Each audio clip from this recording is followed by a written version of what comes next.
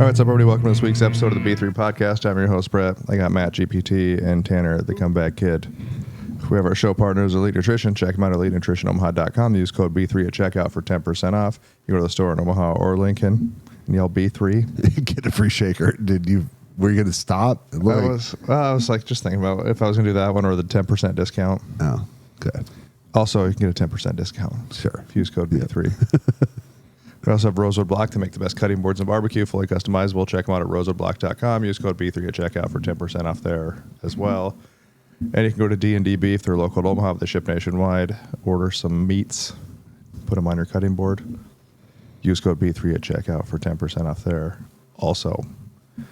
And Omaha Barbell, the real Midwest mecca of Thursday Facts, if you follow our Instagram page.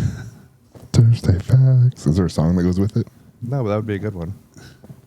Pretty little jingle. Well, actually, I think I put a different song all the time. There's not like a standardized song to it. You need a jingle. Yeah. Because the one I did like a couple weeks ago was the deadlift one. That everybody should deadlift.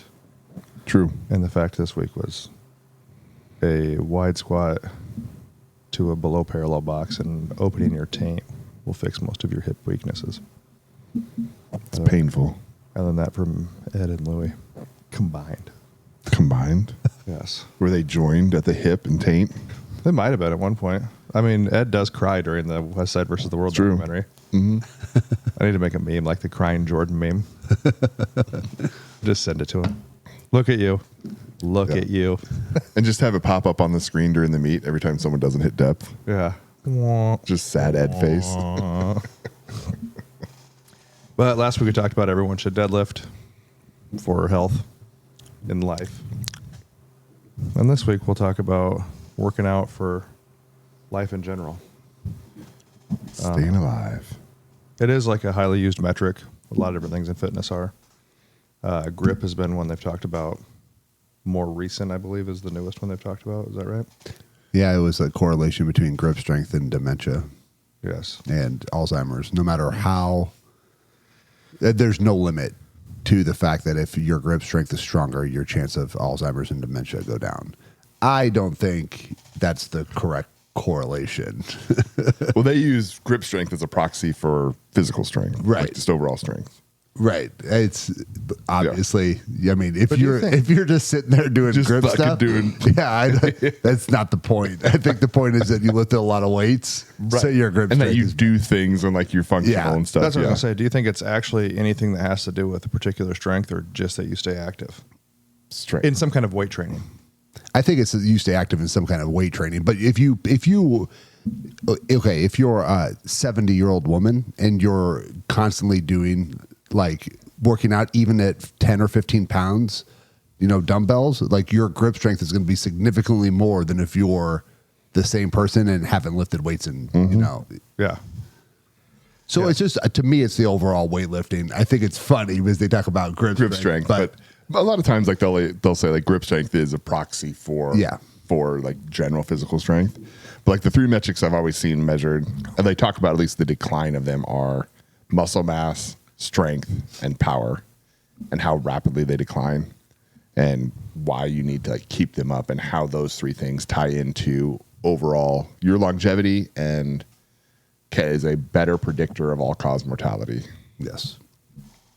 And that was one of the ones I was just listening to. Talked about they use grip strength. They did note that it was a proxy for just general physical strength, but that it was comparable to all-cause mortality prediction as VO2 max, which had been the leading factor for a long time.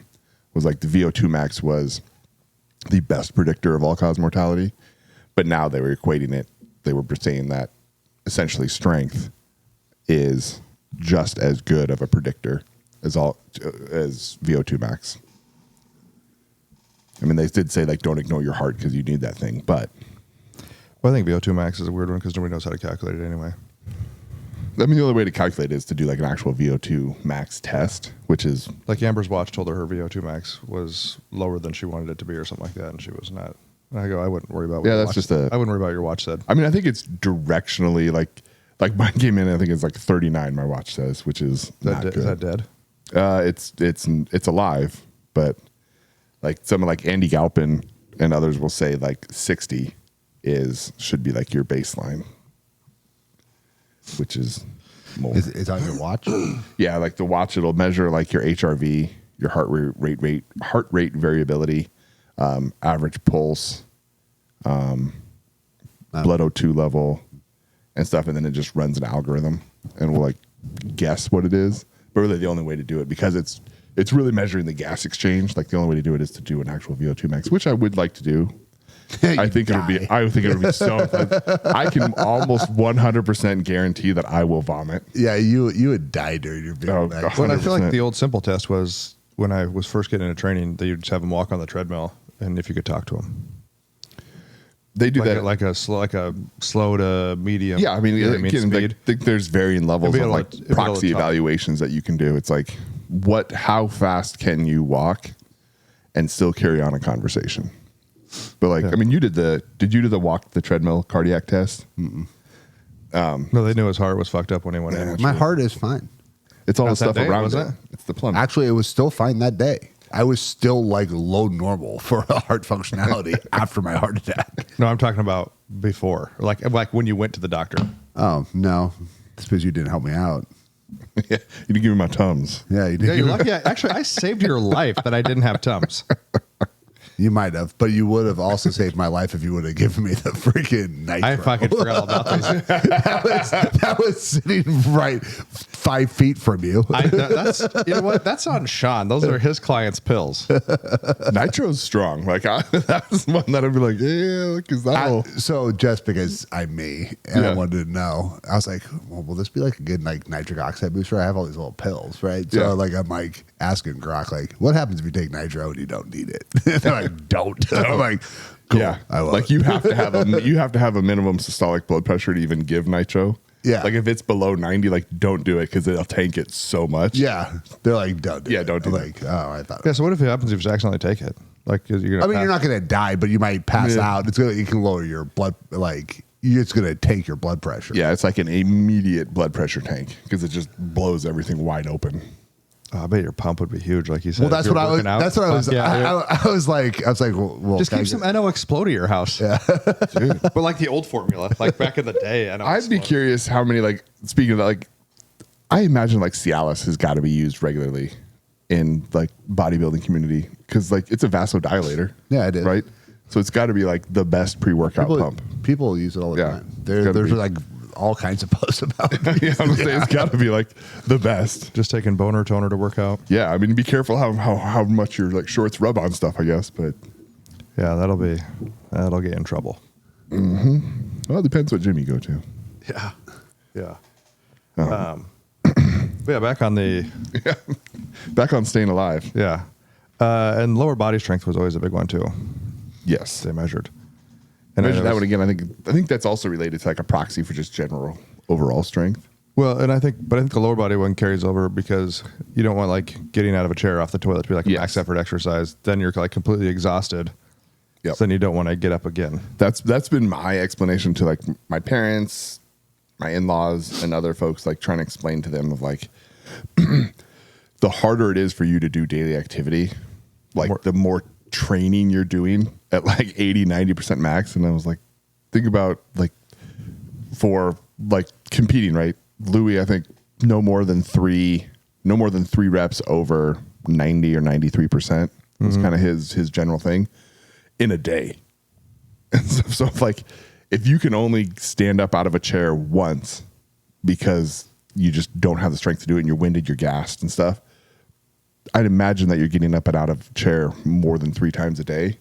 Like the load that puts on your body, it's like a max squat. Well, yeah, that's what I'm saying. You don't want to be a max effort squat, and that's not saying as you're old you have to be able to squat like triple your body weight. No, but like sit down in a chair and stand up, like just like, totally fine. I've told my dad to do that all the time. Yeah, do that. I said, do like 5 of them, squat into the chair in the kitchen and back, and then I said, then go take a lap through the house. Go walk over to your bedroom and back. Do it again. Walk to your bedroom and back. You know what I mean? It doesn't, and then you can hold like a gallon of milk or like a soup can or something if you want to add some more weight to it, just to keep it moving. There's a big difference there between a gallon of milk and a soup can. You got to progress your It's way something. up. It's called progressive overload. You ever heard of Milo? Jesus, get your life together. Isn't that the dog from one of the Sad Dogs movies? Oh, no. Milo and Otis. No, Marley and me. Marley. Maybe Yeah. it's Marley. Okay. Milo and Otis was the cat and the dog that were out on an adventure together. Have you ever seen Hachi? I don't watch Asian movies usually. It's not Sounds like it. No. Asian dog. Hibachi. Ooh, I haven't been to a hibachi grill in a long time. Every time I go, it's like Taco Bell, dude. There's got to be a bathroom within range. Oh, really? Yeah. Are you a like crying at dog movies person? Oh, Matt probably is. Dude, You probably don't because you don't cry. What? If a dog dies? Yeah. Yeah, that's sad. Oh, dude. So Like, yeah, what you should watch the movie Hachi. One time, undercover Fucking boss terrible. brought a tear to my eye a little bit. I find, yeah, like stuff will get me sometimes. Yeah, undercover boss got me one time. That's usually when you know you need like an estrogen blocker. Wow. It's But that also means your test is probably up though too. yeah, it's just like maybe your test is too high and your estrogen, you're having some estrogen conversion. Hey man, the guy. It's really good. That's how I know. The guy saw that the girl was putting in the work and he gave her a scholarship. It was really nice. Yeah. Yeah. There's some like things like there's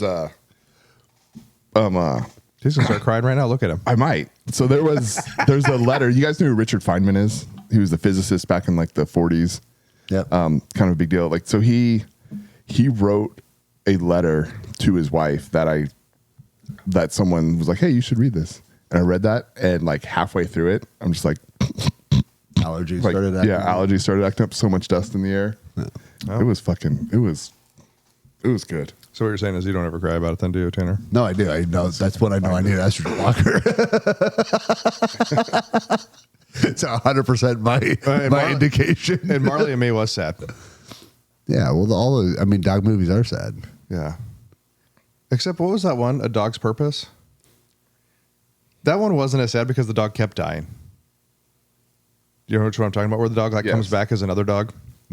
Like it's like a police dog and then Like it's like it a family doesn't, but dog. it knows who its owner is, and it's like trying to like Yeah, get it ends back up to him. finding its owner like Yeah. at the end. But yeah, like it just keeps like it basically says like a dog gets like its spirit gets reincarnated all the time. All right, we'll So see at first like well this dog just keeps dying, so it's not as sad. All right, we'll see if I can get through this letter without a teardrop in my eye from all the allergies and dust in here. See what you guys think. How long's the letter? It's not very long. It's like It fits on like 6 pages. It fits on one iPhone screen. Oh, that's not bad. Yeah. So this is October 17th, 1946. Darlene, I adore you, sweetheart. I know how much you like to hear that, but I don't only write it because you like it. I write it because it makes me warm all over inside to write you. Oh, come on, man. Are you already crying? Almost. I know what's coming, though.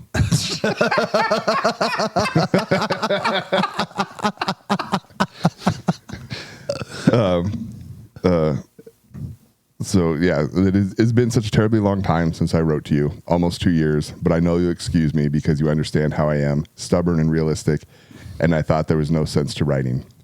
But now I know, my darling wife, that it is right to do what I have delayed in doing and that I have done so much in the past. I want to tell you I love you. I want to love you. I always will love you. I find it hard to understand in my mind. Oh, God damn it, phone. I find it hard to understand in my mind what it means to love you after you are dead. But I still want comfort and to take care. I still want to comfort and to take care of you. I want you to love me and care for me. I want to have problems to discuss with you. I want to do little projects with you. I never thought until just now that we can do that. What should we do? We started to learn to make clothes together or learn Chinese or getting a movie projector. Can't I do something now? No. I am alone without you, and you were the idea woman and general instigator of all of our wild adventures. When you were sick, you worried because you could not give me something that you wanted to and thought I needed. You needn't have worried. Just as I told you then, there was no real need because I loved you in so many ways. And now it's clearly even more true. You can give me nothing now, yet I love you so that you stand in my way of loving anyone else. But I want you to stand there. You, dead, are so much better than anyone else alive. I know you will assure me that I am foolish and that you want me to have full happiness and don't want to be in my way. I'll bet you are surprised that I don't even have a girlfriend, except you, sweetheart, after 2 years. But you can't help it, darling, nor can I. I don't understand it, for I have met many girls and very nice ones, and I don't want to remain alone. But in 2 or 3 meetings, they all seem ashes. You only are left to me. You are real. My darling wife, I do adore you. I love my wife. My wife is dead. I made it. Well, I think it would have been more if it wasn't. Damn it, this phone! I was going to say the delivery wasn't Yeah, solid. delivery was bad. Well, apparently, it's like you hold it down, it like blows it up on there. Well, at first, when you were first reading it, and I was like, God, 2 years? She's totally boning somebody else. He hasn't talked to her in like 2 years. Like, she's boning somebody else. Honestly, because Now she's bones. yeah. Yeah. Then I was like, I was oh. kind of thinking like, well, why haven't they been together in 2 years? Yeah. She's with someone else, Yeah. but because she's dead. Yep. The original delivery that I heard was much better than I did. Yeah. Yeah. I think that, Yeah. damn it, phone. I think that really Twice. sucked the energy out of it. Yeah. Anyways, man. so yeah, like some shit like that'll get me, and I'll just like boop, water. Yeah. Yeah. Every now and then. Yeah. But yeah, usually always a dog movie if they die. Oh, for sure. Like dogs, animals. Sport dying. movies get me sometimes. Like Rudy. Or there's like, yeah, like when like the underdog like that. Yeah. Radio. Yeah. Or, I mean, The end of the part Remember on the Rudy. Titans? The part on Rudy is where when his dad stands up and says, "That's my boy out there." yep. That's the sad part. That almost gets you. Yeah. Or oh man, what's the one with Bruce Willis? Armageddon. Yeah. Yeah. Did you guys? I don't remember if we talked about it, but the 5-part series on Netflix, Adolescence. Oh, Did you guys see that one? was that the was that the 90s one? No, it was a relatively recent one. It was about No, was it about the 90s? Okay. Might have said. it was a British.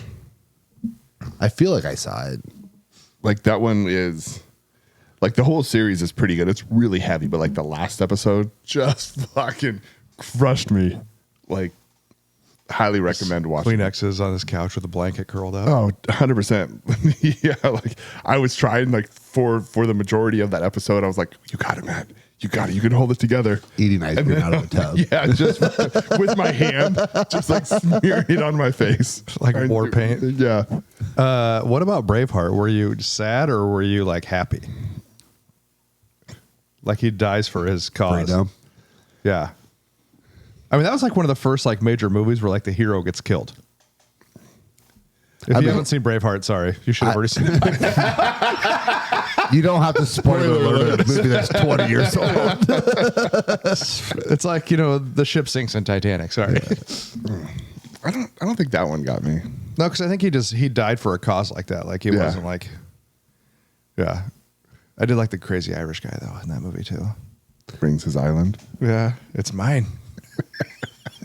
My buddy gave me the movie The Perfect Storm for Christmas. It's like, I don't know, 15, 20 years ago, whatever. Yeah. And he kept asking me, he's like, have you watched it? Have you watched it? Have you watched it? And it's fucking like June. And I'm like, no. Well, like one day I'm off work, I throw it in and I watch it. He's like, have you watched it? And I was like, yeah, they don't fucking make it. So yeah, it's kind of a joke. Like, yeah. Speaking of watching stuff, have you watched the 95 Fiesta Bowl VHS? I have not watched the VHS. I have watched the DVD. I'm leaving the VHS wrapped. Do you just fall asleep to it every night? Yeah. Football season's almost here. Almost.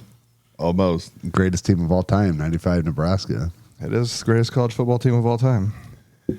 That's I told Brett I was flying back from Philly Thursday night, and there must have been some kind of camp that a number of Nebraska football players were at, and they must have all been either defensive or offensive linemen. So like 6 or 7 of them. Those fucking boys are big. Like they're big. Like there were a couple of them. I'm like, fuck. Like looking up to them, like they're broader than me. But my favorite part of the whole thing was we were on one of those small regional planes. So like the bathroom is half the size of a normal closet. Like I'm in there and like my head's cocked to the side and like my ass is against the door so I can try to pee in there. And then to watch these kids who are bigger than me trying to like fight their way in There's there. not a fucking chance. No. And I'm right by their bathroom. And so like as they're trying to get out, you can just hear and see them bashing against the door, trying to like turn around. do like a 40-point turn in there to get out. Well, It was great. I mean, I'm not big, and like, I'm all You gotta jammed. You gotta back in and walk out if you're taking a shit in there. Yeah. That's how you know someone's taking a shit. Like, yeah. They back in. You see them open the door, just back in. Yep. Like, oh. Which again, this is why you need to train lower body as you get older, so you can shit in an airplane. Which I'm has not even been my sure I could sit lifetime down goal. in there. It's been my lifetime goal to never poo on an airplane. So far, I've done so on good. an international flight, but not on a local regional. I just can't. Man, that's my goal. Unless it's like a dire emergency. I don't even like to have to get up to pee if I don't have to. International, though, is usually a bigger toilet. They have significantly better facilities. Yeah, but that's usually So far, so good. Yeah. Because even peeing's not great on a plane. No, it's not. I don't even like the getting best. up on a plane. Mm. It's like, park me by the window, leave me alone. Yeah. You know what? Take a See, row. like, I'm an aisle guy. Like, I want to sit in the aisle. I want the room. See, I'll take the window if the window's there. So when I flew back from Indy, I was like, I'll take the window seat because then I can you kind of lay into the window and have more room. No, like the windows were offset. So like I was on the fucking wall and the window was up further. Oh, so you didn't get like the. So I just smashed into the wall. Well, I don't even care. I'll shut the damn. No, I don't care about that. It just gives you more shoulder room. Yeah, you can lean. Yeah. When you're on the aisle, the fucking cart person is fucking like obliterating you every time they walk by. You But gotta fly first class, buddy. Ooh, that stinks. If you can get the single seat first class up front. But yeah, when the window's not there, it sucks because you can't turn into any. It sucks. Yeah, I just like to lean up against something. Yeah. No. But I want the aisle. yeah, why don't they take out a row of seats and make the shit bigger? I get why they don't. I never put know more the answer, but I just don't know why they don't. I did have to fly in like common class in the back the other day. That is really uncomfortable. Really uncomfortable. Because like smash seats. Like they're same width, but like there is no leg room up front. Nope. No. I'm an exit row person. Exit row aisle. Can you perform the tasks? So I started a mild argument with the Yeah, flight don't attendant. do it. No, and it was mostly just because I wanted to let this person know how out of shape and incapable they were of performing the task. So I'm on. It was when I had torn my bicep. So I'm in the sling. We get on the plane. I'm in the aisle. Across from me is someone who's on the window, exit row. This person was on a wheelchair all the way down, and then they had some like special assist cane to walk down the aisle and then sit against the window. And The exit window? The exit window. Oh, that seems like not a good idea. I mean, you're fucked anyways. Yeah. Well, yeah, so your odds they- of survival aren't great Yeah. anyway, unless you got all. But what's his they name that looked at landed me in and the they were Hudson. like, Yeah. hey, we're going to have to ask you to move because you can't. And I was like, I 100% can open this thing. And they were like, oh, well, like your arm, like you have to be able to open this thing. And I was like, you can do better than that person. Yeah. And then I could feel that it was about to become unpleasant. I was like, okay, I'll move. It's not worth it. I need to fly. You should have just opened it. Just watch. Fucking slide shoots out of the side. Yeah, I don't know. The exit row isn't always comfortable seats, though. The only knock, the regional planes, they have like the hard armrests. So like you They get don't a little, move. yeah, you get a little smushied in there, but Like Zach Henson and I took the exit row one time, and it was not pleasant. it's the extra leg room. That's the thing that I like. I just think everything to do with planes, whether it's like TSA or not every stewardess or flight attendant or whatever you want to call them, but they all like have this like power that they all have this like they're all dicks. You know what I mean? Maybe It's like maybe it's you. It might be a you thing because like I haven't had that bad of an interaction. Do you have pre-check? I have preached. I'm just saying, like they act like they're like super powerful, and yes, they are for like 2 seconds Yeah. while they're frisking you and like backhanding your balls. Yeah. Than they are. But it's just like you're not even. I think you're not even TSA needed for sure. Like, PSA pre 2001, you didn't fucking exist. Like Yeah, and you guys and they fail the majority of like and you the you screenings and suck, tests. and like your entire job is to make sure my fucking shampoo bottle isn't over fucking 3 ounces. Like you're just a dick. Yeah, I got the first time the first flight Amber and I had pre-check on, we were like, fucking sweet, it's cool. Which at Eppley, it doesn't really necessarily matter. It does not matter. But it does matter when somehow the pre-check line is slower than the regular line. How do you have a service where you have to pay extra to have, right? You got to pay, $75 for pre-check? Or It's 85 for 5 years. Whatever, yeah. And then you have the oldest, crustiest x-ray machine in that line. You didn't have to take your shoes off, though. True. Well, then they changed that law right after that. You don't take your shoes off at all anymore. No, I don't know. Some girl is a traveling like nurse or something like that. She was up here from Houston and had like some medical device that she had brought up for something. And she's like, every time I travel with it, this happens. And I'm like, so now we're all just stuck in the pre-check line. I'm like, but you can't just get one of them big tube x-ray ones that you don't have to take anything out of your bag. Like, this is what people pay extra for. Well, it does. It does matter though when you go, like when you guys drop me off in Indy. This line was like down the hall, and then but you feel like an asshole. And you're like, "Oh, this is clearly the commoners." Oh yeah. So I walked around the corner, and I hear one lady being like, "Oh yeah, no, that's just the regular line. You guys are over here."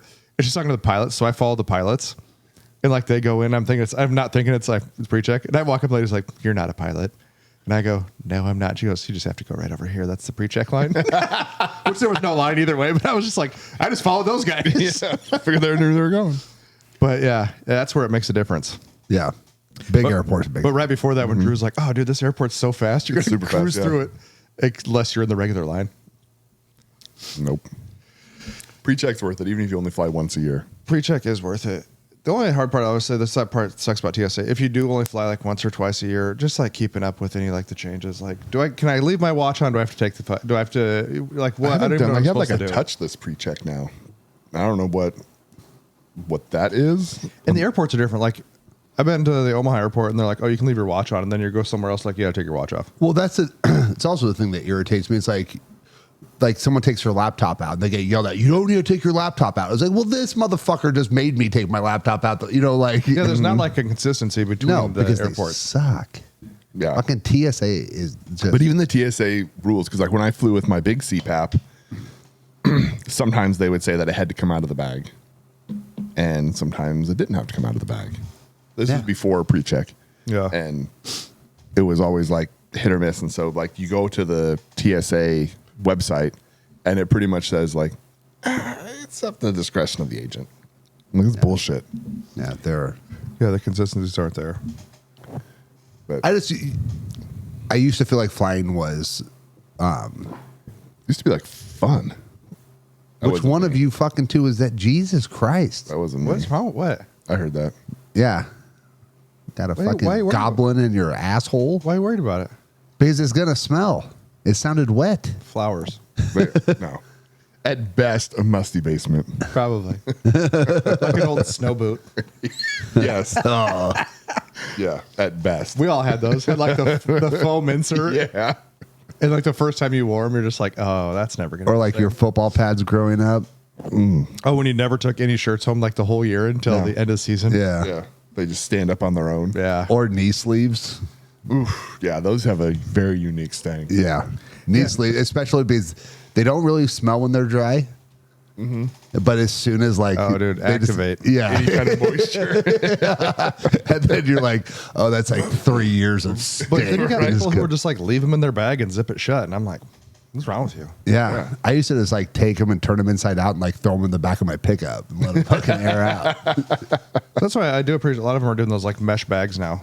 When you Yeah, buy your let 'em nieces, they breathe a come in little like a bit. mesh bag. But then you throw them in your hot car and let them just cook. Yeah. Not as bad as like an exploded protein shaker, but Oh, yeah. close. That'll get Oh man, just taking the lid off. And it gets in the plastic, and some of them are just ruined, and like you don't know it's bad, and you flip it open, and you go to take a drink, but then in like the little flip top, it's like gets stuck in there, and it's dude. right by your nose.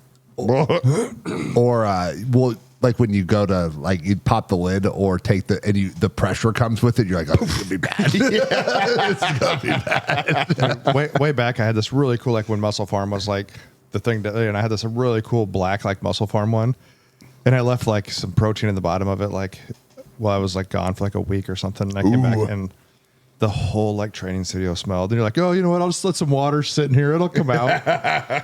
No. No, Yeah. it's permanently in there. No, the best things are like the stainless steel ones, but the lid still gets stinky. Yeah.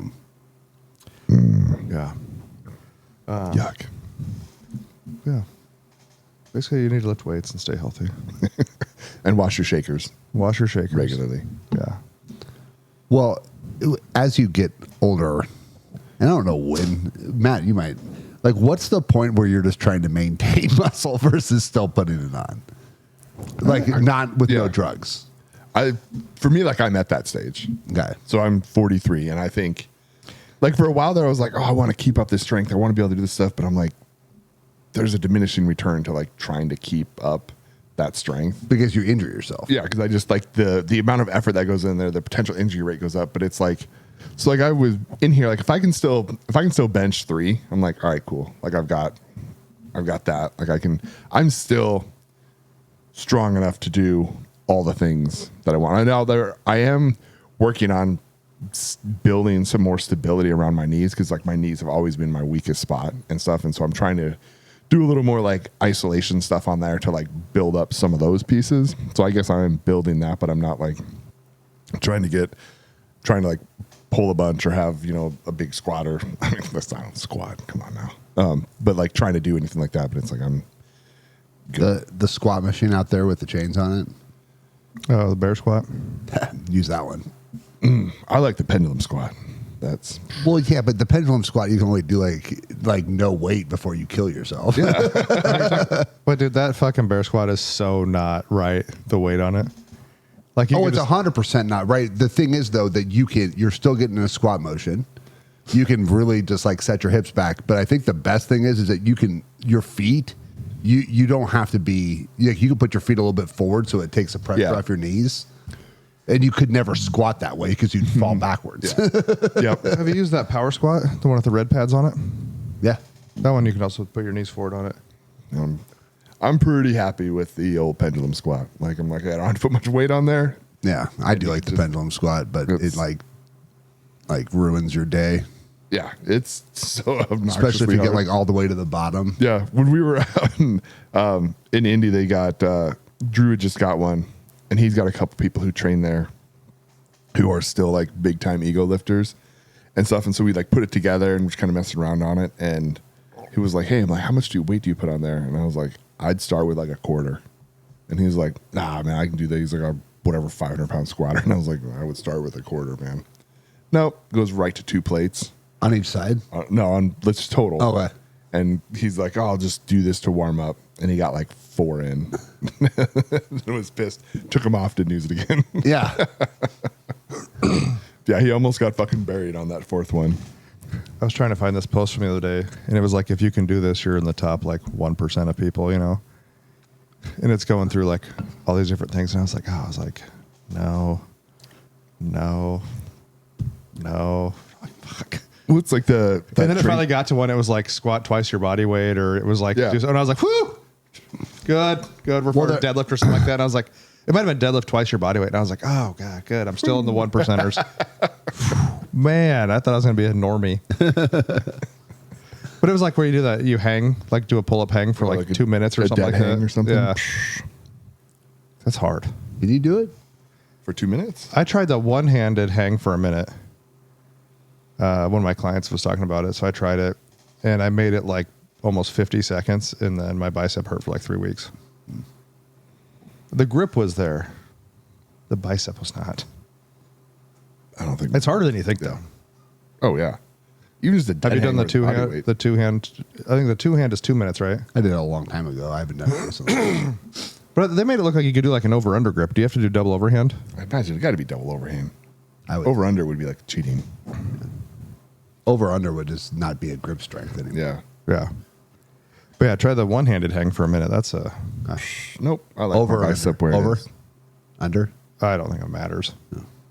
With one hand, it doesn't matter. Nope. I like my biceps where they are. Yeah, but yeah, just kind of like we said last week, just keep working out. You don't have Absolutely. to. You don't have to lift the world. Just Yeah. keep lifting weights. But you can push the weights up. If you're curling, like Tanner said, you have some dumbbells at home or whatever, or like light dumbbells, you can still get heavier dumbbells. You just don't have to max out. Like if you're doing the 12s or 10-pound dumbbells, and you're doing for 10 reps. The next week you do them for 12 reps, and then 15 reps. We'll maybe get some 12-pound dumbbells and do them for 10 reps. And you can still get stronger. You just don't have to be, what Matt's talking about is you don't have to be like absolute strength strong. Yeah. I mean, as long as you can do. But if you can, I mean, Louis did it up into his like Yeah. late 60s. But I mean, as long as daily life isn't a max effort, like you're in a good spot. Yeah. Where it's like doing things like. That's a low bar. Right. And I don't think like having general strength like needs to be a really high bar, but it's like just being alive and doing stuff like going up and down stairs, right? Like you shouldn't be able to hear your blood, like your heart rate in your ear after going up and down stairs. Like Then you know what makes your joints feel better? Moving. it's true.